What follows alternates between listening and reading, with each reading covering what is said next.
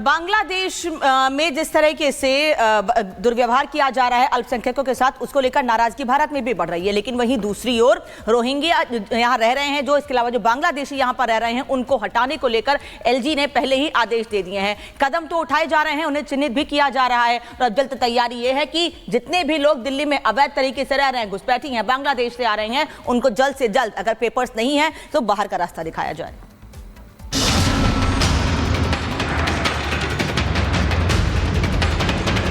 दिल्ली चुनाव नजदीक है और दिल्ली में घुसपैठियों के खिलाफ अभियान ने अब धार पकड़ ली है। एलजी के आदेश के बाद पहले पहचान फिर धरपकड़ और अब फर्जी दस्तावेज बनाने वाले गिरोह पर कानूनी चाबुक चढ़ चुका है। बांग्लादेशी घुसपैठिए कई बार अपराधों में शामिल पाए गए और कुछ ऐसा ही खुलासा दिल्ली पुलिस ने किया। हत्या के मामले में 4 संदिग्धों को जब गिरफ्तार किया गया तो खुलासा हुआ कि चारों बांग्लादेश से फर्जी दस्तावेज के आधार पर भारत में दाखिल हुए। दिल्ली में चारों ने साहिल नाम के एक व्यक्ति से संपर्क साधा, जिसने उनका फर्जी जन्म प्रमाण पत्र बनवा दिया। इन आरोपियों के यहाँ आधार, लाइसेंस समेत दस्तावेजों के प्रिंट का रेट भी फिक्स था। इतना ही नहीं, पुलिस ने उन वेबसाइट की जानकारी जुटाई जिसके जरिए ये सभी घुसपैठिए अपने फर्जी दस्तावेज बनवाते थे। 5 बांग्लादेशी नागरिक गिरफ्तार किए हैं, साथ ही साथ 6 और आदमी गिरफ्तार किए हैं जिन्होंने उनको नकली सर्टिफिकेट्स, आधार कार्ड, वोटर कार्ड बनाने में मदद करी थी। चौंकाने वाली बात यह है कि ये गैंग बड़ी आसानी से घुसपैठियों को फर्जी दस्तावेज मुहैया कराते रहे। देश की सुरक्षा से खिलवाड़ भी, जिसको लेकर सियासत अपने चरम पर है। आप बीजेपी को कटघरे में खड़ा कर रही है तो बीजेपी दिल्ली सरकार को जिम्मेदार ठहरा रही है। 11 लोग पकड़े गए हैं। ये 11 की कड़ी जांच होगी और हमें पूरा विश्वास है कि इनका तार कहीं न कहीं आम आदमी पार्टी के विधायकों से, आम आदमी पार्टी की सरकार से और कुछ सरकारी अधिकारियों से जुड़ा है। बॉर्डर सुरक्षा किसकी जिम्मेदारी है? अगर देश में कहीं भी रोहिंग्या है तो कैसे घुस रहे हैं? सीधे तौर पे अमित शाह जी अकाउंटेबल है, क्योंकि वो देश के गृह मंत्री हैं। सियासत तो जारी रहेगी, लेकिन देश की सुरक्षा से कोई खिलवाड़ बर्दाश्त नहीं किया जाएगा। पूरा गैंग हत्थे चढ़ चुका है, वेरिफिकेशन तेजी से हो रहा है। अंदेशा ये भी है कि घुसपैठिए अभी भी अपनी जड़ें मजबूत कर रहे हैं, लेकिन इन जड़ों को काटना अब बेहद जरूरी है। Bureau report, Republic Bharat.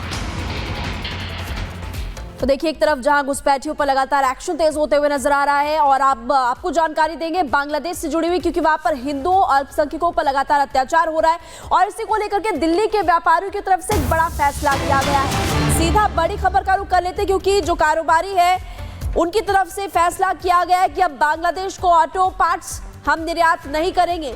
ऐसे में बांग्लादेश में ऑटो पार्ट्स का जो सेक्टर है उसमें सीधा सीधा असर देखने को मिलेगा, क्योंकि एक्सपोर्ट इंपोर्ट के इस बिजनेस पर भी बड़ा असर देखने को मिलने वाला है बांग्लादेश में। और दिल्ली के व्यापारियों की तरफ से फिलहाल ये बड़ा फैसला किया गया कि ऑटो पार्ट्स का निर्यात अब व्यापारी बांग्लादेश में नहीं करेंगे। कुछ आपको दिखा रहे हैं पोस्टर्स, जिसमें कि आप देख सकते हैं बायकॉट बांग्लादेश, और वहां पर हिंदुओं अल्पसंख्यकों पर जो लगातार अत्याचार हो रहा है उसी को लेकर यह बड़ा फैसला किया गया है। तो जहां दिल्ली में व्यापारियों ने ऐलान कर दिया बॉयकॉट का, वहीं बांग्लादेश में मनमानी जैसे रुक ही नहीं रही है। बड़ी खबर बांग्लादेश से आपको बता रहे हैं, जहां आतंकवादियों को रिहा कर दिया गया है। ये वो आतंकवादी हैं जिनके खिलाफ यहां पर आरोप है कि उन्होंने भारत के खिलाफ साजिश रची थी।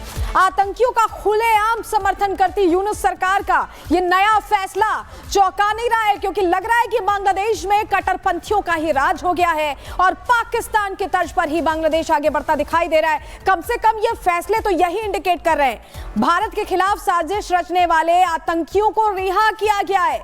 ये बड़ी खबर आपको बता रहे हैं। आम दिनों में लगातार इस तरह की खबरें बांग्लादेश से आ रही हैं जो भारत विरोधी दिखाई देती हैं।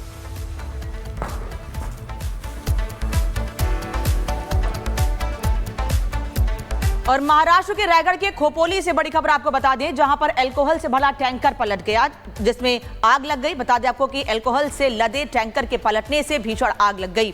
महाराष्ट्र के रायगढ़ के खोपोली का यह मामला है। बताया जा रहा है कि ये जो अल्कोहल है, कच्चा अल्कोहल था, किसी मेडिकल कंपनी के लिए इसको ले जाया जा रहा था, लेकिन टैंकर हादसे का शिकार हो गया, जिससे सड़क पर आग लग गई। ये तस्वीर आपको दिखा रहे हैं। ये जिस तरह से टैंकर आगे बढ़ा और अचानक से पलटा, उसके बाद जो कच्चा अल्कोहल है वो पूरे रोड पर फैल गया, जिसके बाद इसमें आग लग गई। नमस्कार, बहुत स्वागत है आपका। आप देख रहे हैं रिपब्लिक भारत। 11 बजे की बड़ी खबरें लेकर मैं हूं आपके साथ सलोनी श्रीवास्तव। मेरी दो सहयोगी महिमा और अनामिका पांडे भी आपको अहम जानकारियां देंगे, लेकिन सबसे पहले बात करने वाली है दिल्ली की, क्योंकि दिल्ली में 2 योजनाओं को लेकर घमासान छिड़ गया।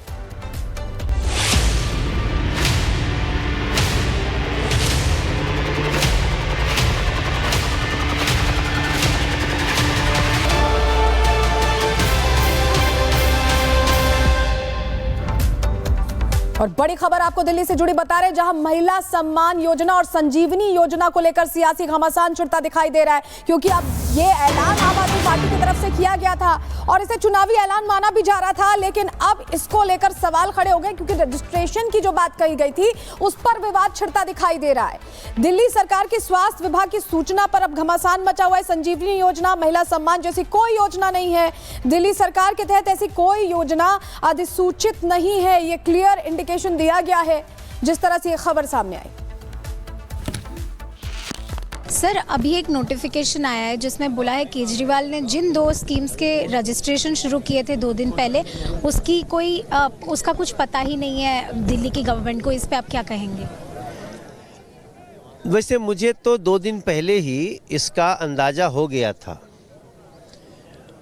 लेकिन ये दिल्ली के इतिहास में ये बड़ा यूनिक सिचुएशन है कि जो मुख्यमंत्री है वो कुछ बोल नहीं रही है, और जो पूर्व मुख्यमंत्री है वो फर्जी कागज़ बांट रहा है, और उसी की सरकार का डिपार्टमेंट कह रहा है कि जनता सावधान रहे, ये कोई ऐसी योजना ना तो है, ना तो प्रस्ताव में है, ना तो किसी भी मीटिंग में इसको रखा गया है।